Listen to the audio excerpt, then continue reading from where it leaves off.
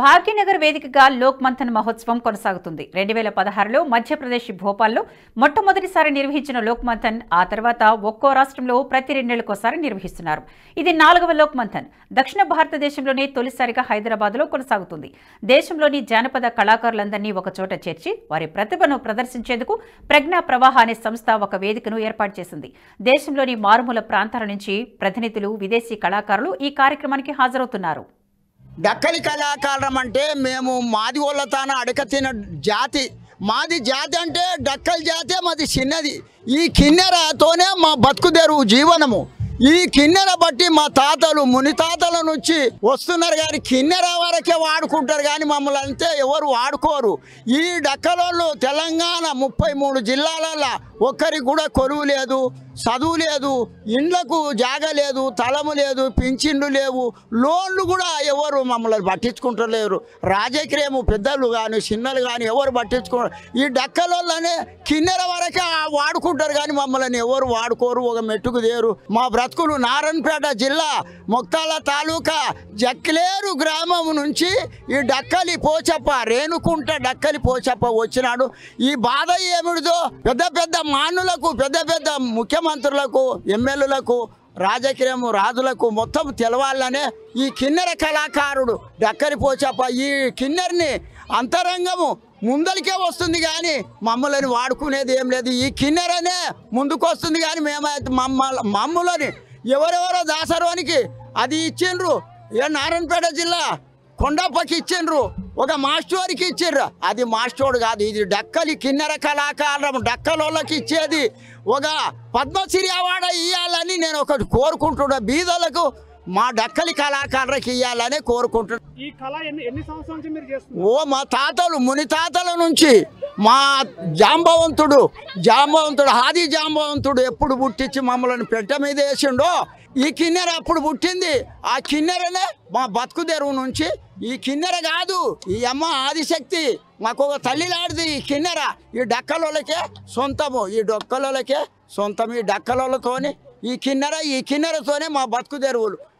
ఈ వాయిద్యం వాయించుకుంటూ మీ జీవనం ఎలా కొనసాగుతున్నారు? అంటే ఆడ ఈడ ఎవరన్నా మాదిగోళ్ళు కట్నం ఇస్తారు, త్యాగాలు అప్పుడు ఇస్తుండ్రి.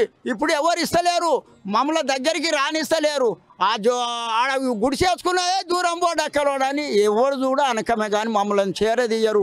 ఎవరు ఒక ఇల్లు లేదు, ఒక లీడర్కి చెప్పినా ఎమ్మెల్యేలకి చెప్పినా ఎవరు పట్టించుకుంటలేరు. మాకు మా రోడ్డు మీది బతుకులు మా డక్కలోళ్ళయి.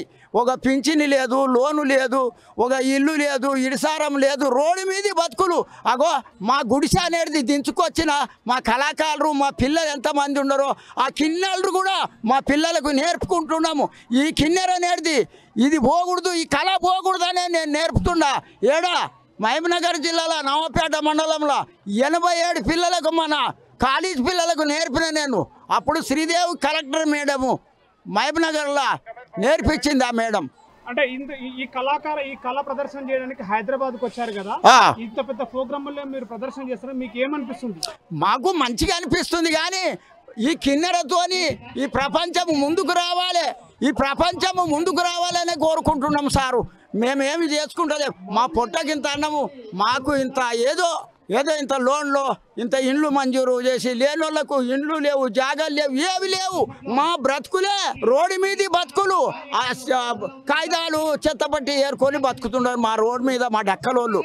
నారాయణపేట జిల్లా కానీ, మహబూబ్నగర్ జిల్లా కానీ, చాద్నగర్ కానీ, నీ ఎక్కడైనా 33 జిల్లాలలో మా బ్రతుకులే ఏర్పాటైపోయినాయి. మా డక్కలి కళాకారుల బతుకులే అన్నేమైపోయినాయి. మీరే ఆదుకునాలని ఈ హైదరాబాద్కి వచ్చి మీకు దీవించి మేము పోతున్నాము డక్కలి కళాకారం. లోక్ మంథన్ వేడుకల్లో గిరిజన హస్తకళల కళా ప్రదర్శనలు ఉన్నాయి. ఎగ్జిబిషన్లు ఏర్పాటు చేసిన స్టాల్స్లో వివిధ ఉత్పత్తుల ప్రదర్శనతో పాటు ప్రజలు తమ నైపుణ్యాలను ప్రదర్శించే కార్యక్రమం కొనసాగుతుంది. 100కు పైగా సాంస్కృతిక కార్యక్రమాలు, 1500 మంది పైగా కళాకారులు సంప్రదాయ సంగీత వాయిద్యాలు, ఉపకరణాలను ప్రదర్శిస్తున్న ఈ కార్యక్రమంపై మరింత సమాచారం మా ప్రతినిధి శివాజీ అందిస్తారు. భాగ్యనగర్లో ఉన్నటువంటి శిల్పారామంలో మనం ప్రస్తుతం ఉన్నాము. గత 2 రోజుల నుంచి ఇక్కడ ప్రారంభమైనటువంటి ఏదైతే భారతీయ సంస్కృతికి సంబంధించినటువంటి చిహ్నాలు, నాగరికతకు సంబంధించినటువంటి ఇక్కడ వేదికలు ఏవైతే ఉన్నాయో ఇక్కడ భాగ్యనగర్ పట్టణాల నుంచి కూడా అనేక మంది స్కూల్ విద్యార్థులు, కాలేజీ విద్యార్థులు కూడా, నగరవాసులు, పట్టణవాసులు అందరూ కూడా ఇక్కడ చూడడానికి చాలా వేలాది మందిగా విద్యార్థులు వస్తున్నారు. అదేవిధంగా ఇక్కడ ఏర్పాటు చేసినటువంటి ఈ ఎగ్జిబిషన్స్ ఏవైతున్నాయో అటు కన్యాకుమారి నుంచి అటు కాశ్మీర్ నుంచి ఇటు కన్యాకుమారి వరకు కూడా అనేక భారతదేశంలో ఉన్నటువంటి అనేక రాష్ట్రాల నుంచి ఒక్కొక్క రాష్ట్రంలో ఉన్నటువంటి ఏదైతే సాంస్కృతిక సంస్కృతి సాంప్రదాయాలు ఏవైతున్నాయో అక్కడ అవి ఇక్కడ ఉట్టిపడే విధంగా ఇక్కడ ఏర్పాటైతే చేశారు. ఇక్కడ వచ్చినటువంటి విద్యార్థులు కావచ్చు, భాగ్యనగర్ నుంచి, మిగతా రాష్ట్రాల నుంచి, మిగతా జిల్లాల నుంచి వచ్చినటువంటి విద్యార్థులు, అదేవిధంగా యువకులు, అదేవిధంగా కుటుంబాలతో సహా వచ్చినటువంటి వాళ్ళందరూ కూడా ఇక్కడ చాలా ఆనందాలను వ్యక్తం చేస్తున్నారు. మనం విజువల్స్లో కూడా చూడొచ్చు. ఇక్కడ అనేక ఖండాలుగా భారతీయ సంస్కృతి సాంప్రదాయాలు, అదేవిధంగా నాగరికత, అంటే గతంలో మరిచిపోయినటువంటి నాగరికత ఏవైతుందో భారతీయ సంస్కృతికి సంబంధించినటువంటి చిహ్నాలు కూడా ఇక్కడ ఉట్టిపడే విధంగా మనకి ఇక్కడ కళాకారులు ఇక్కడ ఏర్పాటు చేశారు. అదేవిధంగా జానపద కళాకారులు కావచ్చు, అదేవిధంగా భారతీయ సంగీతం విషయంలో కావచ్చు, అదేవిధంగా ఇక్కడ చూసుకున్నట్లయితే గ్రామీణ ప్రాంతంలో ఉన్నటువంటి కిన్నెర మనం చెప్పుకోవచ్చు. కిన్నెర చాలా అతి పురాతనమైనటువంటి వాయిద్యము. ఇక్కడ మనకి భారత ప్రభుత్వం కూడా ఇటీవల కాలంలో మనకి అవార్డులు కూడా ప్రసాదం చేసినటువంటి మనకు చూడొచ్చు.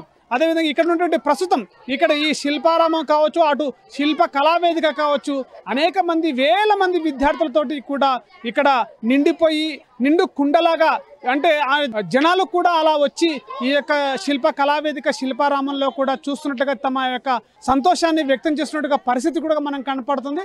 మనం ఇక్కడ ప్రస్తుతం చూడొచ్చు కూడా ఇక్కడ అనేక మంది, అంటే అటు రాజస్థాన్ కావచ్చు, అటు ఆంధ్రప్రదేశ్లో ఉన్నటువంటి విజయనగర సామ్రాజ్యం కావచ్చు, ఇటు వరంగల్ ప్రాంతంలో ఉన్నటువంటి 1000 స్తంభాల గుడి కావచ్చు, ఇట్లా ప్రతి రాష్ట్రంలో ఉన్నటువంటి ప్రతి రాష్ట్రానికి సంబంధించినటువంటి చిహ్నం ఏదైతే ఉందో, ఒక నాగరికత ఏదైతే ఉందో, సంస్కృతికి సంబంధించిన చిహ్నాలు ఏవైతున్నాయో ఇక్కడ అనేక ఆ చిహ్నాలకు సంబంధించిన ఏర్పాట్లు అయితే చేశారు.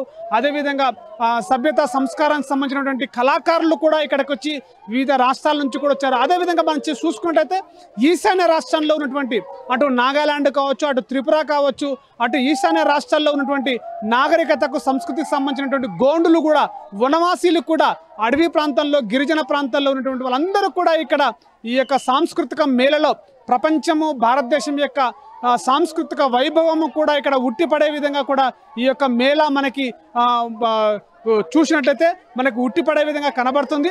ఈ విధంగా ఈ మేళా ప్రధానంగా ఇక్కడ వచ్చినటువంటి వాళ్ళందరూ కూడా మరిచిపోయినటువంటి భారతీయ సనాతన ధర్మాన్ని, భారతీయ సంస్కృతి సాంప్రదాయాలు కూడా గుర్తుంచుకున్నటువంటి విధంగా ఈ యొక్క సాంస్కృతిక మేళ జరుగుతుందని చెప్పేసి ఇక్కడ వచ్చినటువంటి నగరవాసులు కావచ్చు, పట్టణ వాసులు కావచ్చు, గిరిజనులు కావచ్చు, వనవాసులు కావచ్చు, వీళ్ళందరూ కూడా వాళ్ళ యొక్క సంతోషాన్ని వ్యక్తం చేసినటువంటి పరిస్థితి కనబడుతుంది. కెమెరా పర్సన్ మహేష్తో శివాజీ, NHTV, శిల్పారామం. ఈ వీడియో మీకు నచ్చినట్టయితే లైక్ చేయండి, 10 మందికి షేర్ చేయండి. అలాగే కామెంట్ల రూపంలో మీ అభిప్రాయాలను మాతో పంచుకోండి. Nationalist hub group of channels ను సబ్స్క్రైబ్ చేసుకుని తెలుగునాట జాతీయవాద జర్నలిజాన్ని ప్రోత్సహించండి. ఈ వీడియో కింద ఉన్న బెల్ ఐకాన్ పై క్లిక్ చేయడం మర్చిపోవద్దు.